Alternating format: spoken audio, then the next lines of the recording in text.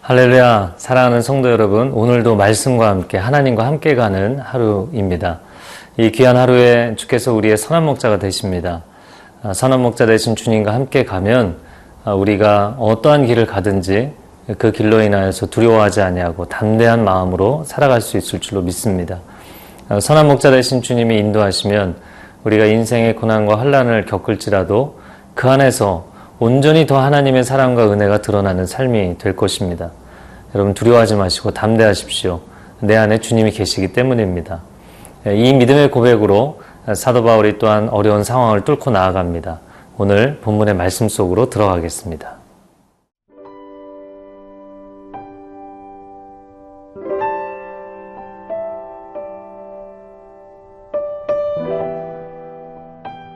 고린도후서 2장 12절에서 17절 말씀입니다. 내가 그리스도의 복음을 위하여 드로아의 이름에 주 안에서 문이 내게 열렸으되 내가 내 형제 디도를 만나지 못하므로 내 심령이 편하지 못하여 그들을 작별하고 마게도냐로 갔노라. 항상 우리를 그리스도 안에서 이기게 하시고 우리로 말미암아 각 처에서 그리스도를 아는 냄새를 나타내시는 하나님께 감사하노라.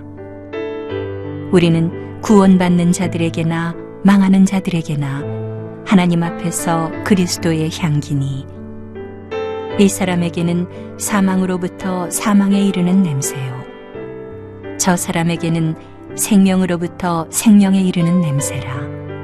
누가 이 일을 감당하리요? 우리는 수많은 사람들처럼 하나님의 말씀을 혼잡하게 하지 아니하고 곧 순전함으로 하나님께 받은 것 같이 하나님 앞에서와 그리스도 안에서 말하노라. 오늘 본문의 첫 번째 부분입니다. 고린도후서 2장 12절 말씀, 내가 그리스도의 복음을 위하여 드로아의 이름에 주 안에서 문이 내게 열렸을 때, 여러분 그리스도의 복음을 위하여 드로아에 이르렀다 이야기를 합니다. 사실 사도 바울은 디도의 손에 고린도 교회 성도들을 향한 눈물의 편지, 아주 간곡하고 애절한 편지를 들려보내서 고린도 교회에 보내두고는 나중에 그가 다시 돌아오는 그 길목에서 만나기 위해서 마게도냐 쪽에서 기다리다가 드로아까지 나아갔던 것이죠. 그를 만나기 위해서 드로아에 왔는데 오늘 본문의 표현에 보면 내가 디도를 만나러 온 것이 아니라 그리스도의 복음을 증거하기 위해서 드로아에 갔다 이렇게 이야기를 하는 것이죠. 그는 인생이 수세에 몰리고 역경 가운데 있는데도 언제나 그리스도의 복음이라는 인생의 우선순위가 명확했던 사람입니다. 내가 내 개인적인 이유가 있어서 내 개인적인 해야 될 일들이 있어서 목적이 있어서 이곳에 왔지만 그러나 어떠한 일로 내가 여기 왔든지 간에 내 인생의 제1순위는 복음을 전하는 것이다 라는 분명한 고백을 가지고 있었던 것이죠. 사실 오늘날 우리가 신앙생활을 하면서 노방전도를 한다든지 아니면 맞춤전도 집회에 사람을 초대한다든지 또 아우니치를 간다든지 선교활동을 할 때 그때에만 복음을 전하는 경우가 상당히 많이 있죠. 그런데 사도 바울은 전혀 다른 인생을 살았던 것입니다. 그가 어떠한 이유 때문에 어느 도시에 가든 그가 어떠한 일이 생겨서 사람을 만나든 간에 그는 항상 제1순위가 복음을 증거하는 것이었죠. 내가 만난 예수, 내가 속한 분 예수, 그 예수 그리스도를 증거하는 것이 그의 삶의 변함없는 우선순위였다라는 것입니다. 그래서 그가 오늘 12절 말씀에 그리스도의 복음을 위하여 드로아에 이르렀더니 주 안에서 문이 내게 활짝 열리게 되었다라고 고백을 하는 것이죠. 저는 이 말씀을 묵상하면서 예전에 제가 섬겼던 아주 작은 교회가 있었는데 그 교회 권사님 한 분이 생각이 났습니다. 그 권사님이 늘 인생에 어떤 일이 생기면 감탄사로 하시는 말씀이 주여였어요. 주여. 주여 권사님이라고 불렀는데 연세가 80이 넘으신 아주 나이가 지긋하신 권사님이셨습니다. 근데 이 권사님은 계단을 오르다가도 힘들면 주여, 또 은혜 받아도 주여, 말씀을 듣다가 깨달아도 주여 하시는데 그냥 사람들이 습관적으로 형식적으로 하는 주여가 아니라 정말 속 깊은 데서부터 그 한마디를 하시는데 정말 신앙의 연륜이 느껴지고 하나님과의 관계의 깊이가 느껴지는 그런 분이셨어요.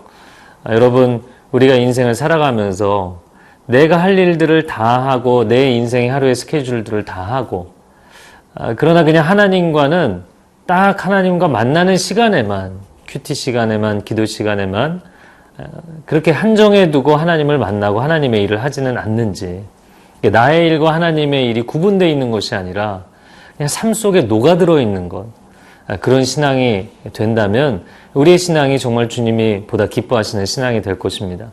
사도 바울은 사실 고린도 교회와의 이 갈등의 문제를 해결하는 것에 매우 마음이 조마조마하고 또 조급한 마음이 있었지만 드로아에 갈 때 복음을 전하겠다라는 열정을 가지고 있었던 것이죠. 13절 말씀입니다. 내가 내 형제 디도를 만나지 못하므로 내 심령이 편하지 못하여 그들을 작별하고 마게도냐로 갔노라. 자, 사도 바울이 이런 긍정적인 마음으로 드로아에 갔지만 결국엔 디도를 만나지 못하게 됩니다. 디도를 만나지 못한 이 한 가지 사건 때문에 사도 바울이 심령이 편하지 못하였다라고 고백을 합니다. 저는 이 장면을 보면서 사도 바울 같은 사람도 이런 한 가지 작은 사건으로 인해서 어려움을 겪는구나 라는 것을 보게 됩니다. 그럼 왜 형제 디도를 만나지 못한 것이 그의 마음에 편치 않았는가? 첫 번째는 디도가 고린도 교회에 가서 잘 정리를 하고 돌아오기를 원했는데 고린도 교회가 잘 정리가 안 됐나 보다, 이런 마음의 어려움이 있었던 것이고요. 또 한 가지는 동역자 디도조차도 어려움을 겪고 있는 게 아닐까, 그런 마음의 어려움이 생겼던 것이죠. 사도 바울은 믿음의 돌파력이 있는 사람이었지만 또 한편으로 보면 사람들을 향해서 굉장히 여린 마음이 있었던 사람입니다. 그가 그들을 또한 사랑하는 마음이 있기 때문이기도 했죠. 예수님도 겟세마네 동산에서 정말 땀방울이 핏방울이 되는 것처럼 그렇게 힘들게 기도하시는 시간이 있었죠. 그런데 그 예수님의 본을 보고 또 오늘 사도 바울의 모습을 보면서도 이런 어려움과 마음이 힘들어지는 상황 가운데서도 포기하지 않았다는 것입니다. 사실 고린도 교회를 향해서 사도 바울이 이 정도가 되면 내가 얼마나 열심히 사역했는데 그냥 사람들을 손에서 놔버리고 싶은 마음이 들 수 있죠. 그런데 그는 포기하지 않습니다. 오늘 꼭 기억하십시오. 하나님의 사람은 포기하지 않습니다. 하나님이 내게 주신 사명이 있고 부르심이 있기 때문입니다. 그리고 이 사람들은 하나님이 내게 주신 사람들이기 때문이죠. 내 가족, 내 믿음의 공동체, 내가 선택한 것이 아니라 하나님이 내게 선택해 주신 사람들입니다. 여러분 절대 포기하지 마십시오. 그러면 하나님께서 반드시 회복하실 것입니다.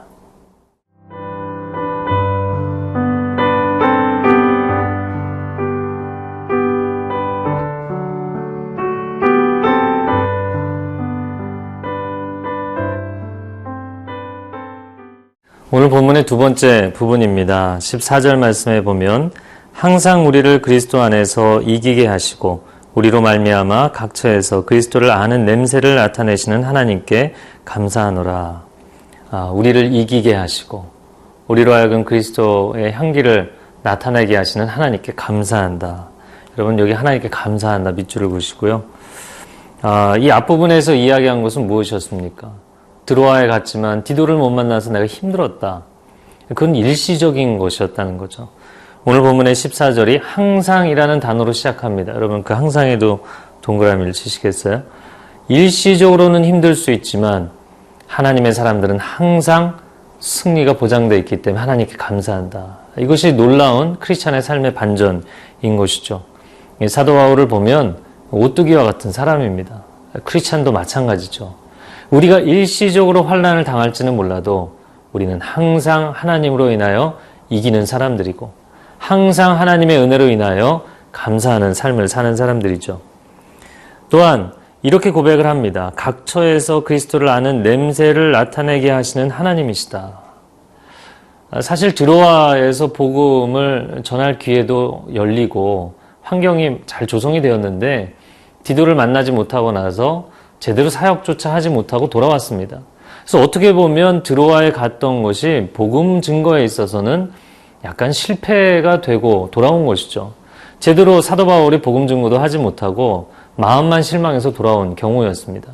그러면 사도 바울이 자기 자신을 자책한다든지 자기가 실수했다고 어려워할 수도 있겠죠.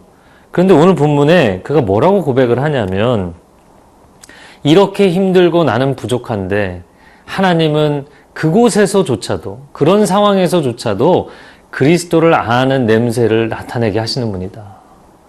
내가 크리스찬이라는 것, 내가 복음을 증거하는 사람이라는 것을 사람들이 알고 거기서도 반응을 하지 않느냐. 그렇게 만드시는 하나님이 참 놀라우신 분이다 라고 고백하는 것이죠. 저는 이 사도 바울을 보면서 인생의 초점이 자기 자신이 아니라 하나님이었다는 것이죠. 그가 어떻게 일시적으로는 힘들어도 항상 승리할 수 있었는가? 상황을 보거나 자기 자신을 보면 한계가 있죠. 그러나 하나님을 바라보면 항상 하나님은 변함이 없으시죠. 항상 하나님은 우리의 승리의 근원이 되시는 분인 줄로 믿습니다. 그 하나님을 주목하는 신앙의 분명한 우선순위가 있기 때문에 사도 바울은 늘 믿음으로 오뚜기처럼 일어날 수 있었던 것이죠. 이런 수필집이 있습니다. 향 싼 데서 향내 나고 고등어 싼 데서 비린내 난다. 너무나 당연한 얘기죠. 근데 이 얘기의 뜻은 뭐냐면 내가 어떤 냄새를, 어떤 향기를 내겠다고 인위적으로 애를 쓰는 게 중요한 것이 아니라 본질이 무엇이냐가 중요하다는 것이죠. 그냥 일시적으로 향수를 뿌려서 냄새가 나는 것은 한계가 있겠죠. 그러나 내 안에 놀라운 향의 근원이 되시는 예수 그리스도께서 계시다면 내가 어찌하든 그 향은 드러나게 돼 있죠. 또 더 놀라운 것은 고난이 와서 내 인생이 바싹 깨어지면 그 향은 더 강력하게 드러나게 돼 있는 것입니다. 사도 바울의 고백인 것이죠. 그래서 15절에 말씀합니다. 우리는 구원받는 자들에게나 망하는 자들에게나 하나님 앞에서 그리스도의 향기입니다. 오늘 본문의 고백에 구원받는 사람들, 망하는 사람들 앞에서 그리스도의 향기다 이렇게 표현하지 않고요. 그들에 대해서 우리는 하나님 앞에 그리스도의 향기다라는 거죠. 사도 바울이 사람들을 늘 상대하고 때로는 잘 믿는 사람들, 잘 반응하는 사람들 뿐만 아니라 또 때로는 반대하는 사람들, 어렵게 하는 사람들을 만나잖아요. 근데 사람들을 상대하면서 이 사역을 하지만 그는 늘 하나님 앞에 서 있는 존재였던 것이죠. 하나님 앞에서 우리는 그리스도의 향기다. 이 고백을 합니다. 그리고 16절에 이렇게 말씀합니다. 이 사람에게는 사망으로부터 사망에 이르는 냄새요. 저 사람에게는 생명으로부터 생명에 이르는 냄새라. 누가 이 일을 감당하리요. 할렐루야. 여러분 무슨 말씀입니까?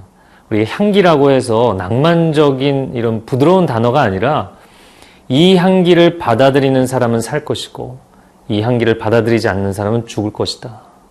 예수 그리스도라는 향기를 받아들이느냐 받아들이지 않느냐에 따라 생사가 갈림길이 된다라는 것이죠. 그렇기 때문에 여러분 그리스도의 사람으로 살아가는 거 두려워하지 마십시오. 복음 증거하는 거 두려워하지 마십시오. 왜 거절당할까 두려워합니까? 그들이 받아들이지 않으면 영원한 생명을 잃어버리는 아주 무시무시한 결정인 것이죠. 사실 중대한 결정을 내리는 것입니다. 생명을 살릴 수 있는 아주 중요한 제안을 그들에게 해주는 것이죠. 그렇기 때문에 누가 이 일을 감당하겠느냐? 누가 이 복음의 사역을 할 때 세상 사람들이 감당할 수 있겠느냐라고 이야기를 하는 것입니다. 여러분 하나님의 사람으로 그런 자신감과 담대함을 가지고 살아가기를 축복합니다. 함께 기도하겠습니다. 사랑하는 주님, 내가 오늘 하루 살아가는 것도 내 삶의 자리에서 내 이름으로 내 스케줄로 살아가지만 그러나 내 안에 예수 그리스도께서 계신 줄로 믿습니다. 그리스도의 이름이 드러나고 그리스도의 향기가 퍼지고 그리스도의 능력이 나타나고 오늘 나를 만나는 모든 사람들이 예수 그리스도의 사랑과 은혜를 체험하는 통로되는 삶이 되도록 축복하여 주옵소서. 예수님의 이름으로 기도합니다. 아멘.